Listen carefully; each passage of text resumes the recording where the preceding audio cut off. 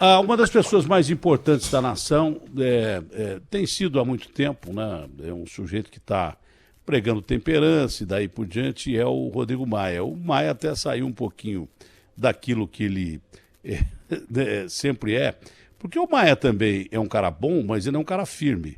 Quando o Bolsonaro diz que para aumentar o auxílio emergencial teria que cortar salário de parlamentar, o Rodrigo Maia, presidente da Câmara, falou assim, então corta do presidente, corta lá dos ministros e tal, do Supremo e daí por diante. Que, aliás, seria uma coisa lógica e para se pensar na sequência, né? Porque o Brasil vai enfrentar uma dificuldade muito grande daqui para frente. Mas foi uma resposta ao presidente, porque o senhor também já disse, né, presidente Rodrigo Maia, que o Bolsonaro, para conversar, e é mesmo, o Bolsonaro para conversar é um papo muito legal, mas que às vezes, em público, ele não sustenta aquilo que ele falou ali no privado e ele manda a leia de uma maneira definitiva. O Bolsonaro tem ficado mais quieto. E por isso o país parece estar se ajeitando, eu estou enganado, Rodrigo. Eu acho que esse ambiente mais tranquilo ajuda, né, nesse momento de tanta dificuldade. Eu acredito que sim. Eu acho que nas últimas semanas nós conseguimos ter mais tranquilidade para pensar, para dialogar, para tentar construir, no caso do parlamento, os projetos que interessam à sociedade brasileira, né? Então acho que melhorou sim, espero que continue assim até pelo menos o fim da pandemia. Eu disse desde o começo que eu achava aquela entrevista na grade uma verdadeira coisa absurda. Para a imprensa que ia lá ser espancada, alguns órgãos principalmente, e para o presidente que se expunha demais. Não chego nem à colocação do presidente Fernando Henrique sobre a liturgia do cargo, mas um presidente falando toda hora à imprensa, a todo minuto. Quem fala demais é aquele velho ditado, dá milho a bode. E às vezes o Bolsonaro fazia algumas afirmações ali que se ele pensasse um pouquinho mais não teria feito e a gente teria evitado uma série de crises. Um dos maiores desafios desse país, se não for o maior, com certeza é dar condição aos mais pobres, né? E fazer a travessia agora no meio da pandemia. O Congresso pode, até onde, garantir a continuação dos R$ 600, já que o Guedes disse que vai estender as parcelas, o Rodrigo, e foi fundamental a participação do Congresso dessa parcela de R$ 600, que seria originalmente de R$ 200, né? Datena, o que eu acho, eu estava ouvindo até uma frase ontem do deputado Ronaldo Jardim, que ele fez uma pergunta no seminário, em que ele perguntou para uma assistente social e para uma economista qual era o custo de não fazer o programa ou de não renovar o programa. Não o custo de fazer e de manter, entendeu? Porque tem um custo orçamentário, né, de endividamento para fazer, mas tem um custo social, econômico de não fazer, de não renovar. Então, a minha opinião é que nós tínhamos que fazer todos os esforços para manutenção do auxílio emergencial, pelo menos por mais de 2 meses, e no mesmo valor de R$ 600. Porque essa vai ser uma crise muito profunda. A gente estava vendo os números ontem, que foram divulgados. A economia vai cair mais de 7%. O desemprego pode chegar a 18%. Então, nesse curto prazo, Datena, vamos dizer, está se falando muito nessa palavra, um novo normal. Em relação às dívidas dos países, tem um novo normal. Todos os países vão sair dessa crise com uma dívida muito maior. Só que isso não vai pressionar a inflação, porque a economia do mundo inteiro está parada, né? Tudo parou. Então, eu acho que para financiar a dívida, tem muita liquidez internacional, eu não vejo nenhum problema nisso. Agora, é claro, o que a gente não pode é cometer o erro das crises passadas e, no meio de algumas votações, trazer um benefício permanente para algum setor da economia. Porque nas crises passadas, alguns setores, né, que eram para ser beneficiados no curto prazo, acabaram conseguindo construir programas que duraram 4, 5 anos, sem nenhum objetivo claro sobre a sua importância. Então, o que a gente não pode quer dizer, a gente sabe que o auxílio de R$ 600 de forma permanente é impossível, né? Porque nesse momento é uma programa de renda mínima permanente, o programa de renda mínima permanente, não. esse valor de R$ 600, da forma como está o programa, é impossível de ser permanente. Agora, construir um programa de renda mínima permanente, usando os programas já existentes, né, tirando recursos de algumas áreas que são mal alocados recursos, reduzindo subsídio tributário, ok, mas não da forma como é esse programa. Esse programa é emergencial, entendeu? Nós temos que separar um debate do outro. O debate emergencial, a gente tem condições e justifica a sua prorrogação. O permanente, né, que vai entrar no orçamento de 2021, ele precisa ser feito usando os programas de proteção social, de proteção do emprego, programas que existem hoje, Datena, no Ministério da Saúde, no Ministério da Cidadania, no Ministério dos Direitos Humanos. Tem muitos programas hoje que não estão nem funcionando. É juntar todos esses recursos para, a partir do próximo ano, ter uma renda mínima permanente e ver qual vai ser o foco dessa renda mínima. Tem muitas propostas, né? Agora, nós não podemos esquecer que o problema do brasileiro não é só a renda. Você tem outras vulnerabilidades que a gente precisa sentar e dar solução para elas de forma permanente. O saneamento é uma delas, a melhoria da qualidade de forma permanente do Sistema Único de Saúde é outra delas, a melhoria da qualidade da educação é outra vulnerabilidade, porque a renda ela não responde por 100%, né, da falta de mobilidade, da falta de condição de mobilidade social das camadas mais pobres da sociedade brasileira. Então nós temos muita coisa para resolver. A renda é uma delas. Os outros programas, aí nós temos que discutir a eficiência do Estado, a qualidade do gasto público, a priorização da melhoria do serviço público. Acho que são muitos debates para um país com tantas desigualdades como o nosso. Bem colocado. Como diria o Cazuza, o Brasil nessa pandemia só está mostrando a sua cara. Até outro dia, antes da pandemia, a gente falava de falta de leito do SUS e gente morrendo nos corredores. Quem sabe o SUS não saia melhor dessa pandemia. 100 milhões de brasileiros não têm acesso a saneamento básico. Higiene é fundamental para se evitar uma pandemia. 18 milhões de brasileiros não têm água encanada. Quem sabe, nesse aspecto, o Brasil possa até sair melhor. Agora, 7% na queda da nossa economia é diferente de 7% na queda da economia alemã, que já tem tudo isso que nós falamos aí. Não tem tanto na saúde como a gente esperava, ninguém teve. Mas o senhor não prevê que a dificuldade do Brasil vai ser grande exatamente porque nós somos um país que nós produzimos tudo e temos commodities, mas temos um agronegócio que funciona, só que quem compra também vai estar quebrado e aí vai ser mais difícil, não, Rodrigo?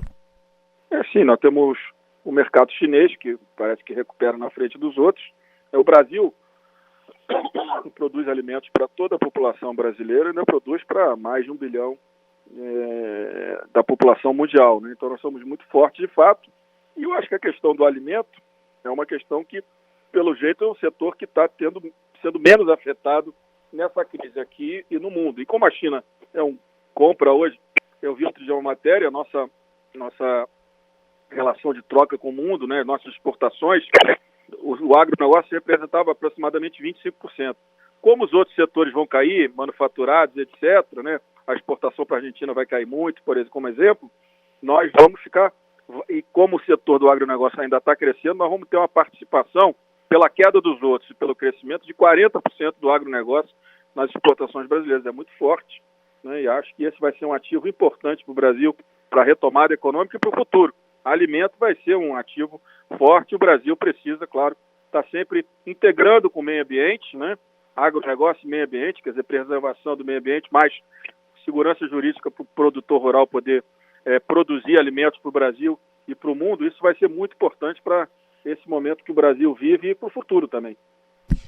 Presidente, qual a sua opinião sobre um assunto do dia, MP, que suspende a autonomia das universidades e dá poderes ao ministro escolher os seus reitores?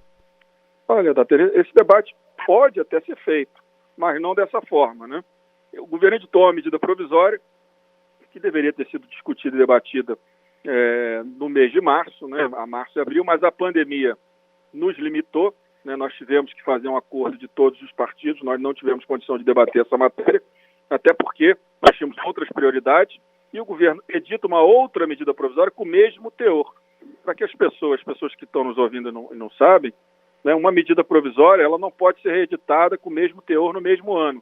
Então, é flagrosamente inconstitucional e vai gerar um ruído desnecessário nesse momento, né? Eu acho que o ideal é que o governo tivesse essa compreensão e pudesse retirar a medida provisória para que o presidente Davi não devolva a medida provisória ou que a Câmara não derrube logo nos pressupostos constitucionais, na votação inicial, quer dizer se a matéria é constitucional ou que o Supremo decida em algum momento sobre esse assunto. O ideal é que, do ponto de vista jurídico, segundo a assessoria da Câmara, que é muito competente, esse tema ele não deveria ter vindo por medida provisória. Se o governo tivesse mandado um projeto de lei, a gente podia fazer o debate. Agora, por medida provisória, vai gerar confusão no momento que eu acho que a gente precisa de mais união. Inquérito de fake news, o senhor concorda com a ideia de passar os dados desse inquérito para o TSE ou não? Olha, aí é uma questão técnica, jurídica, Datena, que eu não tenho como fazer uma avaliação para você. É claro que qualquer investigação precisa de provas, e certamente o relator desse processo no TSE está procurando provas. Agora, se juridicamente isso é possível ou não, aí é uma decisão que cabe ao Poder Judiciário, eu não tenho como avaliar as condições jurídicas dessa decisão. Bom, divisão e Ministério das Comunicações, criação de Ministério das Comunicações, com a escolha do novo ministro, o Farias, né? O que o senhor acha disso? O Fábio é um deputado que é muito querido na Câmara, tem boa capacidade de articulação. Boa gente mesmo. Tem uma boa relação com o setor de comunicações. Eu acho que pode ter sido uma boa escolha do presidente. Ele é um cara que tem muitas virtudes e nesse campo da capacidade de diálogo, ele tem grande qualidade para isso. Talvez pode ter sido uma boa escolha do presidente, o Fábio Faria, nesse ministério, que é um ministério fundamental, não é isso, né? O setor do futuro, tão importante para o futuro, como é também ciência e tecnologia, é claro, e acho que é um nome que pode ajudar o governo na articulação do governo com o parlamento e com a sociedade civil. Já é um avanço o que o Bolsonaro tem feito, pode-se discutir até com quem ele está fazendo, mas como é que o senhor vê o andamento das negociações do Planalto para montar a base governista? Eu acho que o governo faz bem de ter a base, né? O que eu estava até conversando com um deputado amigo aqui, é que se ele tivesse talvez feito uma reunião, falado, nós estamos juntos, nós vivemos uma pandemia, eu tenho um projeto, um programa para superar essa fase, um programa para pós-pandemia. Esses partidos aceitaram, né, junto comigo, construir esse projeto, esse programa de país, nesse momento tão difícil que tudo mudou, e eles estão aqui comigo. Talvez isso tirasse essa dúvida que muitas vezes a imprensa fala em relação à montagem de uma base. Eu sempre digo que o diálogo é o melhor caminho. E o governo ter uma relação com partidos que formem a sua base, que defendam o projeto do governo, eu acho que é bom para a democracia brasileira.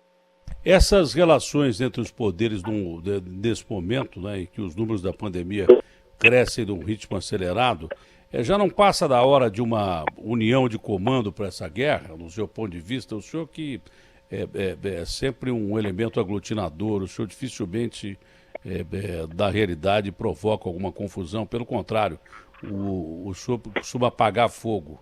O senhor não acha que já passa da hora de ter um comando específico para essa guerra que nós temos, que a guerra é o vírus, né?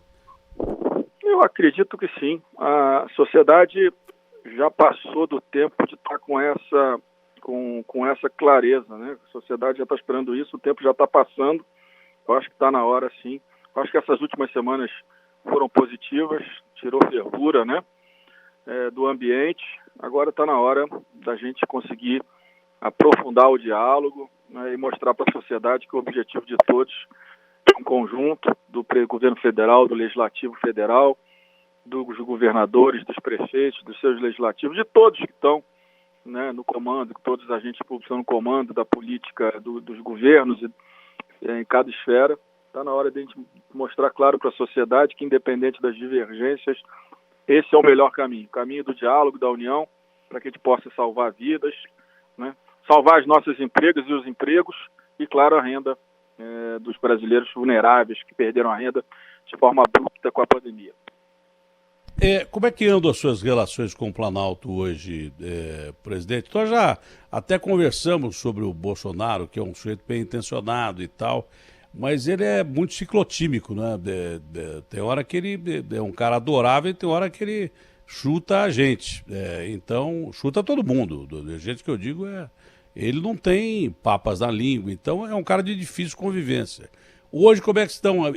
Agora, uma coisa é eu ter uma relação de jornalista para com o presidente, entrevistá-lo e tal. Outra é o senhor, que representa um poder fortíssimo para a nação, com o presidente da República, que é o presidente da República. Como é que andam as suas relações com o Planalto nesse momento? Não, minhas relações são boas. Eu converso pouco com o presidente, mas quando é necessário. Converso muito com os ministros, com o ministro Ramos, com outros ministros, com os quadros técnicos, quando vão discutir na Câmara os projetos de lei e as medidas provisórias. É que eu tenho focado nisso, viu, Datena? Cuidar de cada projeto com muito cuidado, ouvindo os quadros técnicos do governo, do Congresso, dos partidos da sociedade. Acho que essa é a nossa grande prioridade. Estar com um bom diálogo com o governo, principalmente na construção de projetos de melhor qualidade que atendam melhor a sociedade brasileira. O senhor acha que há clima para eleição municipal nesse tumulto todo? O senhor acha que fica, apesar de adiada ainda mesmo para esse ano a eleição municipal? Eu acho que nós vamos ter uma reunião semana que vem com o presidente Barroso, os líderes da Câmara e do Senado, com os médicos que estão participando de forma direta do enfrentamento à pandemia. E acho que com a apresentação deles nós vamos poder tomar uma decisão pelo adiamento ou pelo não adiamento, né? O que eu sei, que eu acho que a maioria dos médicos que está nesse trabalho, né, avalia que há muita dificuldade de tomar uma decisão de ter eleição em outubro. Então, o correto é que a gente caminhe junto com a ciência, junto com a saúde, né, porque como é um país continental, algumas regiões o vírus vai estar já, a contaminação caindo, mas em outras vai estar crescendo. Então é difícil você tomar uma decisão que não perceba toda, né, que não atinja todo o país. Então é muito difícil, do meu ponto de vista, que até setembro você tenha todas as regiões do Brasil já com a curva de contaminação em queda. Então, na minha avaliação pessoal, né, eu acho que dos médicos é que haverá necessidade de um adiamento por 30, 40, 60 dias. Mas isso tudo depende de emenda constitucional, então depende da posição dos parlamentares. Muitos prefeitos são contra o adiamento, porque avaliam que isso pode, né, desorganizar as contas públicas. Eu acho que esse debate vai começar a ser feito semana que vem. A MP é contra o artigo 207, não é, da Constituição? É contra adiamento, aliar a eleição, né? Eu sou a favor. Se for necessário, eu sou a favor. Eu fico com essa preocupação que a gente tem feito sempre, que é a importância, né, de não ter um crescimento, uma segunda onda de contaminação por causa do processo eleitoral. Na minha opinião, vamos ouvir os médicos na próxima semana e vamos ver de que forma que vai ser a reação dos deputados e senadores, que esses plenários o plenário da Câmara e do Senado que vão decidir pelo adiamento ou não das eleições. Para encerrar, uma pergunta e depois uma colocação. A pergunta é simples. A gente está caminhando para o pior momento da doença, já temos recorde de mortes, podemos passar o Reino Unido, temos quase 1 milhão de contaminados, mas tem alguma coisa que o senhor acha que está dando certo nesse combate à pandemia? Olha, Datena, se nós olharmos o que aconteceu na Itália, o que está acontecendo no Brasil, a gente vai ver que a decisão pelo isolamento, mesmo que não tenha sido perfeito em muitas regiões, ela não gerou, tirando acho que no início ali, Manaus, não gerou colapso no sistema de saúde no Brasil. Você vê que com todas as dificuldades, você teve uma certa pressão no Rio, mas que agora já diminuiu. São Paulo nunca chegou, pelo bom trabalho feito pelo prefeito Bruno e pelo governador João Dória, nunca chegou a entrar em colapso. Então eu acho que se você comparar com o que aconteceu com outros países, o Brasil administra razoavelmente bem o tema. Todo mundo construiu novas UTIs, isso foi feito com o apoio do governo federal, com recursos também do governo federal, sem dúvida nenhuma, né? Então, eu acho que se fez o possível. Podia ter sido mais duro o isolamento por um período de 7, 8 semanas, como fez a Nova Zelândia, que agora há 2 semanas não tem novos casos. Tudo poderia, mas nós vivemos num país continental, as coisas não são simples. E nós tivemos um enfrentamento de posições, né? O governo federal com uma posição, estados e municípios majoritariamente com outra posição. Eu acho que agora começa a convergir. A capital, São Paulo, começa a abrir do isolamento. O interior fecha, porque a contaminação está caminhando para o interior de São Paulo e em outros estados brasileiros. O que a gente precisa é agora que nós conhecemos melhor, né, a força do vírus, como ele atinge a sociedade brasileira, como ele está circulando em cada uma das regiões. Agora é organizar os protocolos para que a gente possa priorizar primeiro as vidas, claro, e ao longo dos próximos semanas e meses, o fim do isolamento, a gente possa voltar em algum momento a ter uma situação, retomar as condições que nós tínhamos antes da pandemia. Bom, eu não sei como é que ficaram as reformas que são fundamentais e como vão ficar para o país, o senhor mesmo considera fundamentais, e se há alguma novidade para o dia de hoje para encerrar a entrevista, que a sua pauta, como de todo mundo, é complicada. Eu conversei com o presidente do Congresso, o senador Davi, ele está avaliando a possibilidade da retomada o mais rápido possível da discussão da reforma tributária, que essa já está na Câmara dos Deputados. Eu espero que nos próximos dias ele possa decidir. Ele também está preocupado, ele sabe da prioridade, mas ele está avaliando, ouvindo líderes da Câmara e do Senado, já que ele é o presidente do Congresso, e essa é uma comissão mista das duas casas, para que ele possa tomar a melhor decisão, que terá sempre o apoio da Câmara dos Deputados. Presidente, um forte abraço e que o senhor tenha um ótimo dia, né?